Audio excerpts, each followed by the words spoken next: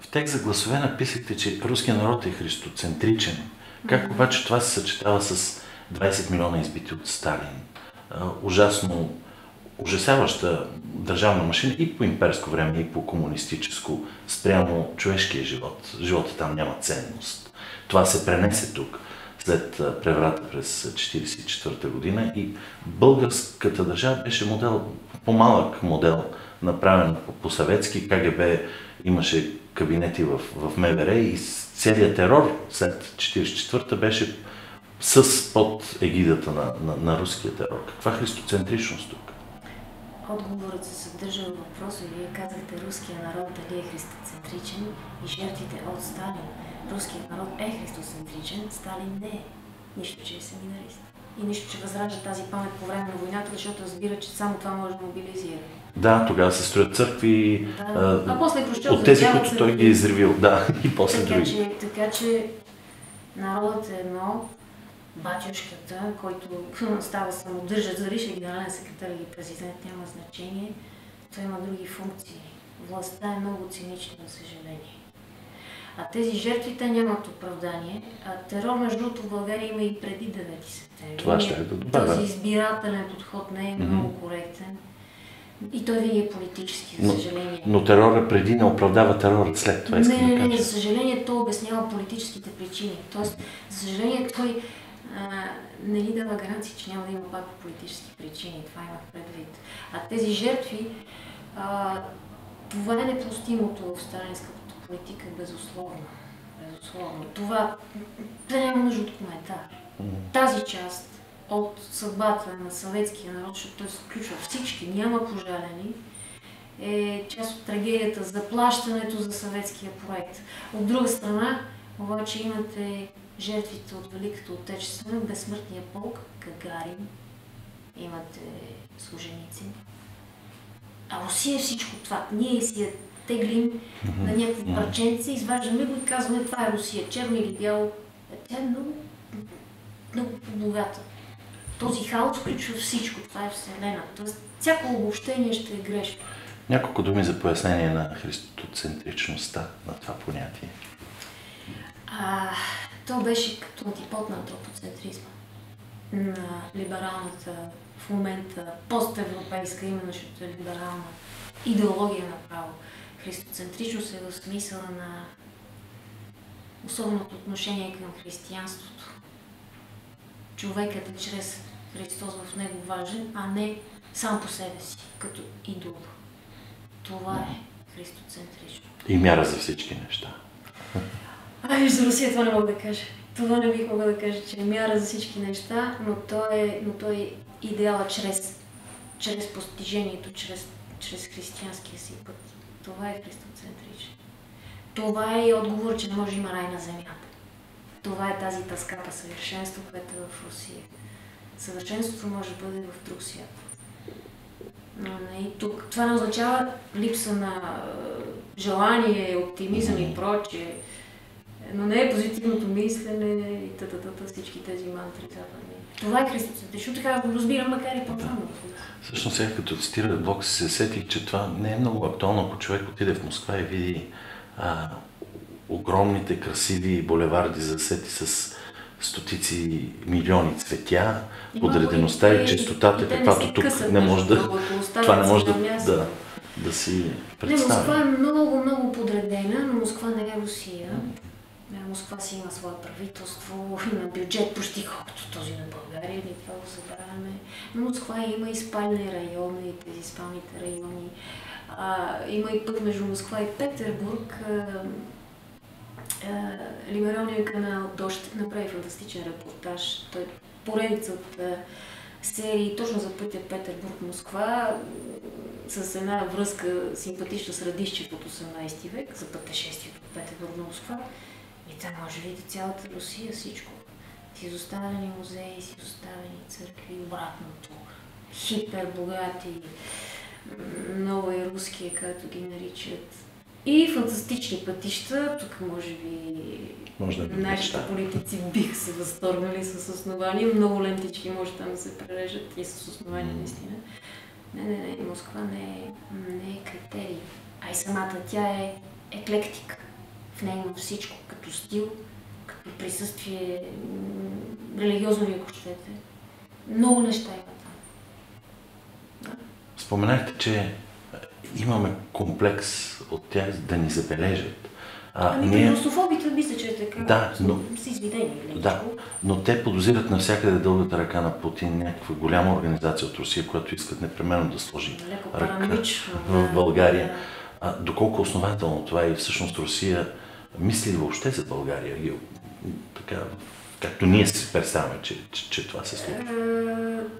Сложно е да се каже, но силна ръка, не. Интереси геополитически, да, винаги ще има, но не само от руска страна. Ние трябва да умеем да ги използваме, защото и големите имат слабости. Това е изкуството на нашия политик, трябва да бъде основа. А не да си самовнушава маловажност и прочее такива удобни слугински себе автосугести. Това е много, много постоянна наша черта. Русия не присъства на Балканите така, както преди е присъствала, когато бяхме част от източния блок. Тя се оттегли, още при Горбачов, от цяла източна Европа, включително и Балканите. Сега се опитва да се върне по доста нескопосан начин, защото видя, че тръбата не е достатъчна за присъствие. Още повече, че тя е под въпрос. Но Русия действа избирателно. Едно отношението и към Сърбия, друго към Черна гора, трето към България, четвърто към Румъния. Няма цялостна стратегия за Балканите в момента. Така ми се струва. От това губи, защото това е все пак южен форпост, плюс славянски. Да. Все още християнски. Така че ми се струва, че има леко неглижиране на балканската политика на Русия, а страховете от дълги ръце, те са разбираеми с оглед миналото, а и с оглед миналото на хората, които ги възпроизвеждат публично. Така че това е част от нашия пейзаж политически, нищо сериозно. Споменахте копнежа всъщност истински на една обща Европа с Русия. И дойде време да кажем няколко думи за Америка и за сблъсъка между Русия и Америка. Има ли според вас по някакъв начин сблъсък на две свръхнарцистични държави в това? Освен геополитиката и сферата на влияние, има ли идентичност между едната и другата страна в нейното желание да бъде хегемон? От тази гледна точка, свръхимперски амбиции, може би, за сега някак по-болезнени са при щатите, защото те свикнаха да са победители от Студената война и изведнъж някой си позволява да не просто да опровергае позицията, има с действия да я промени. Съответно Сирия. Те отговориха с Украйна. И Русия пак с Сирия. И горе така си играят в момента.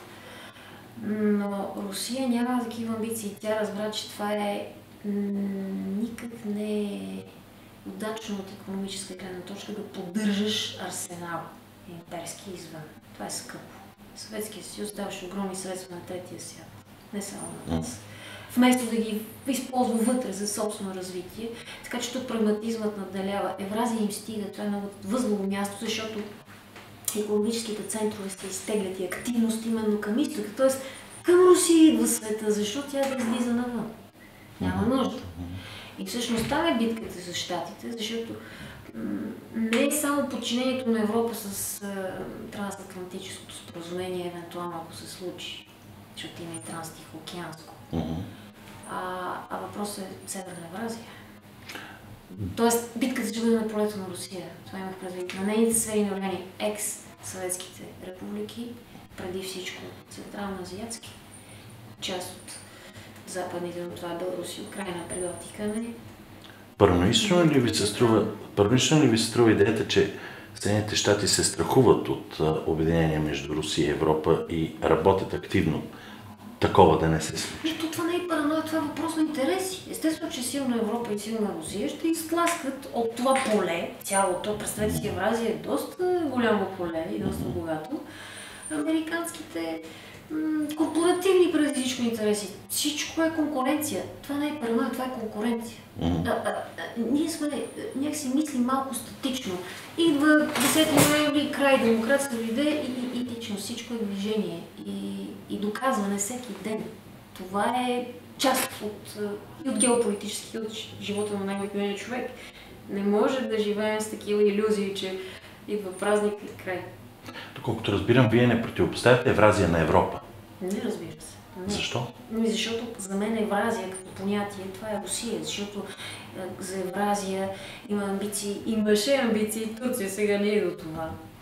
Ще има амбиции и Китай за това понятие, въобще обединението на това пространство. Тоест геополитически за момента това е Русия, останата или Европа или Азия. Ние трябва да се страхуваме от Евразия. Докато Русия и Евразия не. Не бих казала. Този страх не е здрав. Не е здрав. Точно това си мислих, докато писах този коментар за гласове. Не можеш да си свободен, ако се страхуваш. Или ако робуваш на някакви идоли, независимо какви са те. Независимо какви са филиите. Това е идолопоклонничество. Същото е и със страховете. Нещата са... Трябва да ги погледнеш не в равнината, ами поне 3D, но без очила. И тогава няма страх, просто разбираш. Какво загуби Европа в последните десетилетия? От какво се откъсна? Пак тема от коментара да продължим. А какво спечели? Бих казала аз. Една хубава идея за Обединена Европа се опошли много бързо. И ми заприличва на Съветския съюз. Много бърз вариант, такъв форсиран. И то в деградацията. А сега и със специалния статут на Великобритания, значи имате първи сорт, втори сорт. Не, това не е нашата Европа, за която ние купнем. Не е ли много идеалистично да се говори за християнството като противовес на, или християнската идентичност, противовес на либералната, модерна, светска идея за... Сега, защото има и християн-либерали. Това не пречи. Въпросът е базисни неща да не се засягат. А това се прави сега регламентирано, кодифицирано. То е антихристиянско, т.е. срещу човека. Същината му. Така че това не е за подценяване, за съжаление. А иначе светско, да, държавите са светски. Църквата, ако се намеси в статия, само губи. Това е вид опошляване също. Това е пак тънък баланс. Не мисля, че има съзнателна политика на стапяне, на привикване на човека да не прави разлика между добро и зло. Сливат се някакси. Хайде пак за Блоки Владимир Соловьов. Понеже Соловьов наистина е удивителен пророк, преди смъртта си това го казва, когато пише Трите разговора, той казва за всеобщото равенство на ситите за Европа. Да реч преди Олдос Хъксли и неговия прекрасен нос. 1900 година го пише този текст. От това се опасява. И при него антихрист прелъстява чрез приятното, забавното, make fun. Не, ти не трябва да учиш, не трябва да полагаш усилия, трябва да ти е забавно, трябва да си избираш. Иначе ти си тиранин, деспот, диктатор, путинист. Не, има усилия. Всъщност, ако мога да перефразирам Синявски, ние живеем затиснати между антиутопията на 84-та в миналото и антиутопията на Оруел в бъдещето, като че ли нямаме настояще. Не можем да овладеем настоящето и да се освободим от тези два воденични камъка, които ни затискат съзнанието. Те са воденични, ако съзнанието е идеологизирано. Ама светът е много по-богат. Така че, който предпочита идеологията, да стои между тези две. А защо се появи този нов взрив на идеологизираното съзнание 25 години след краха на комунизма? То не е прекъснало. И нашата религиозност е по същия начин по-късна и верно по-даническа, както предишната партийност. Защото това е добрият тон, но това не е отвътре. Но идеологическото мислене, това е подчиненото мислене. Ти приемаш една идея, която се идеологизира, т.е. превръща се в доктрина, която потиска и която се изражда. От свобода става антисвобода. Но това не означава, че не трябва да има лява или дясна политика. Това е друго. Лява идеология няма нужда, но лява политика като социална държава, държава, която да подкрепя културата, високата, фундаменталната наука. Вие питате за Болонската стратегия. Да. Има фундаментална и теоретична наука, която иска време, която иска кадри, която не вижда плодовете сега за пазара, за статистиката, а след 20-50 години. Това може да го прави само държавата. Не пазара, не фирма, не корпорация. Така че лява политика има лява идеология. Не и каквато и да била идеология би било вредна, тъй като има ценности християнски, но трябва стратегия. Да се следва тази стратегия от всички. Независимо от партии, движения и прочее. А при нас е между два министра. Толкова. Какви са евроатлантическите ценности? Можете ли да ги назовете? Няма такива. Евроатлантическо е геополитическо понятие. Не ценностно. Това, че го предлагат като ценностно, е идеологическия подход. Но понеже е с много слабо въображение, той се преповтаря като рефрен, но общо взето никой не го взима сериозно. Поне при нас. Поне при нас. Не знам на Запад дали са изкушени и си вярват, но тук човекът е скептичен достатъчно, понеже сме живели в социализма и сега в новата странна демокрация, така че за нас това дори не е по звук евроатлантически, но е геополитически. Това е избор, това е ориентация, това има сериозни последствия стратегически. Идеологическото съзнание обаче не отминава и русофилите. И безспорно. Като чета коментари, виждам как върху Путин се възлагат някакви свръхнадежди, пак като в свръхгерой от комикс, или дори Сталин и такъв тип. Има възражение на сталинизма, особено в Русия. Това е свързано и с паметта, тя е избирателна, много избирателна. Да, има идеализация и демонизация на Путин едновременно. Някакъв Батман такъв, нов вариант. Да. Евразийски Батман, някакъв ужас за русофобите. Но това е от отчаяние, ми се струва. Тоест този тип, ето това е филията като идолопоклонничество, което удря по свободата. Ти трябва да видиш всичко. Да го възприемаш такова, каквото е, но да не се самозаблуждаваш. Има такава тенденция, но за нея според мен помага Запада много повече, отколкото самия Путин. Защото с тази откровена антируска плоска, то не е пропаганда, то не е на ниво пропаганда, не знам, много е ниско ниво, потресаващо. И това създава реакция, защитна. Обаче тя е същата, отделно и друго. Но го има, безспорно право има. Как си обяснявате мълчанието на Запада, пък и тук за изгорелите хора в дома в Одеса? Това мен много ме потреси и обърна голяма част от мисленето ми по този въпрос. BBC беше еталон за журналистика. Беше.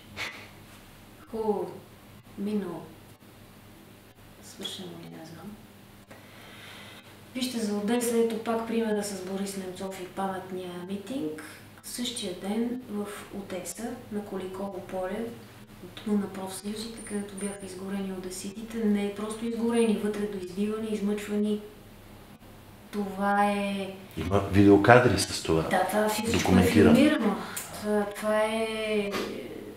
Това не е някаква фикция. Това са мъченици, одески мъченици. Европейската слепота показва колко дълбоко са проникнали тези разяждащи наши европейски идеал, всъщност денационализиращи, дехристиянизиращи, въобще разчовечаващи последствия. Знаете, че и в Русия либералите не обърнаха внимание на Одеса. Най-много казаха, това е провокация. Провокация. Да изгори живи хора. А в Одеса горят живи хора по време на окупацията, румънската и немската. Това го направиха, за да ги припомнят тази жива рана да я отворят. Това не е за първи път. Европа направи сега една филмче за Майдана. Постфактум. Да, френско, разбира се. Същевременно в момента се избиват в Сирия и Близки изток християни, Европа мълчи. Когато ги избият, може да направи пак филмче. Постно филмче, защото френското може да е по-добро. Това закъснение е престъпно. Защото BBC все пак има журналисти. А явно сега хлябът и страхът да не си политкоректен те депрофесионализират. Всъщност цензурата е такава, каквато ние всъщност провиждаме в Русия и за която обвиняваме Русия. Русия в това отношение е много свободна. Това отношение Русия е много свободна и там можете да кажете всичко. В интернет пространството не можете само в официалните канали, но същото все пак е и тук. Макар че може би на Запад е по-стриктно вече. При нас все пак има някаква глътка въздух. Но за Одеса аз не мога да говоря, аз с труд говоря за това, защото това е... Те първа трябва да се припомня. Това е събитие от ранга на нашия батак. И това е в европейска страна. И не е забелязано от европейци. В никакъв случай. Всъщност това обърна доста представици на много хора тук. Започна да обръщат, защото тази заплаха от неонацисти и неонационалисти от всякакъв тип, те там са шарени, някакси беше подценявана на Одеса. 2 май, изборът за 2 май, Берлин, Червената армия, символично, подбрано. Тоест такива удари, да, много цинични. Бездействието на милиция. Всичко филмира. Това показва, че човека много лесно може да се срине и да се разчовечи, за съжаление. Независимо какъв е европеец, азиатец, американец, става за секунди. Останалите, ако не реагират, обаче не знам. Има ли в България хора, които мислят по-свободно за Русия? Общувате ли с има такива със сигурност. Защото техният глас не се чува доминира идеологията? Защото при нас официалните канали са свръхполиткоректни и се чудят на кого да угодят и това не е лесно. А от друга страна не е много хигиенично да си публичен. Това е въпрос и на принудителен ексхибиционизъм за част от хората. Те предпочитат в свой кръг да споделят това, което мислят, а не да се излагат на този хейтърски или обратно фенски, но така иначе поток, който е безсмислен. Така че тук го има и този момент. Но има мислещи. Със сигурност. Не са много, но са ценни. Това го казвам от личен опит, така че не е идеално, не е фантазия. Благодаря ви за този разговор. И аз благодаря.